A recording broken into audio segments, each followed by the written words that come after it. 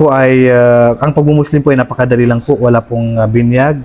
Ito po ay babalik lang tayo sa dati-dating religion ng Islam. So ang tanong namin, handa ka na mag-Muslim? Opo. Tinatanggap po ng Allah ang siyang tunay na Opo. Diyos. At si Muhammad ay tinatanggap po rin na siya ay huling sugat propeta ng Allah. Opo. At si Jesus ay sugo lamang at alipin ng Allah. Opo. Okay? So ang gagawin lang natin, susundin mo lang yung bibigkasin ko ng taos puso na shahada pagkatapos Tagalog natin. Okay? So Sige ganito yung kamay mo. Then sundin mo ako. Sige po. Ashhadu Ashhadu an la ilaha an la ilaha illallah illallah wa ashhadu wa ashhadu anna anna Muhammadan Muhammadan Rasulullah.